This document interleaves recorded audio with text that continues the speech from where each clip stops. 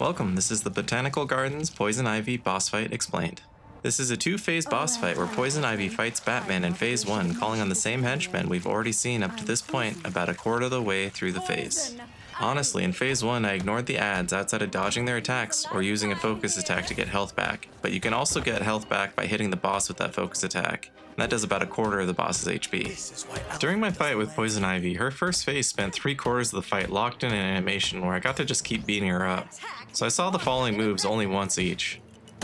Her Vine Whip was the first ability that Poison Ivy used, and she started the animation before I could even control Batman. Watch out as this whip cracks down and then spins, just jump to avoid it. Poison Ivy uses two moves which use the Venus Flytrap. One is a leap and the other is a run, similar to how the sword spinners move. In both cases, move off to the side and then follow up by hitting her as the animation finishes. The ads in this fight are the same baddies we've been fighting the entire way to get here. Dodge their bullets, line up the little ads so they blow up on their friends, then dodge and counter the melees. After depleting her health bar, Poison Ivy starts her intermission by showing her ace up her sleeve, a dual-headed Venus Flytrap Snapdragon.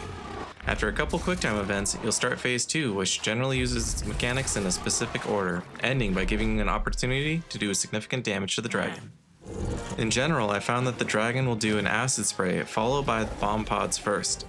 These both have virtually the same floor markings, so just make sure that you're standing out of the way of them. The boss sends out shockwaves following the bomb pods. It'll stomp the ground 3 times, sending out 3 shockwaves, which start on the ground and rise into the air as it expands out. You'll want to be close to the boss so you can just jump over the shockwaves. I would recommend somewhere around the halfway point of the arena or slightly closer to the boss. The final attack in the boss's choreographed moves is its acid line attack, which starts near you and tracks you. I found that you can just run in a large circle. Don't be afraid to run in front and under the line. After the acid line, the dragon leads into an animation that will allow you to make the dragon vulnerable for attacking.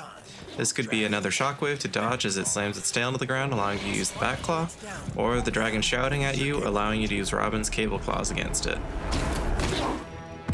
At 50 and 25% HP, the dragon flies away and spawns the same ads that we dealt with in phase 1.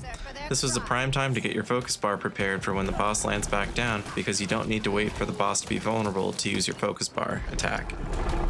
When the boss does land back down, be prepared to jump on a leaf that grows along both sides of the arena.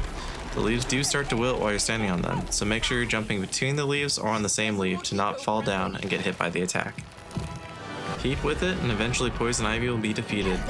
And that's the Poison Ivy boss fight in the Botanical Gardens explained. Thanks for watching, and I hope this helped.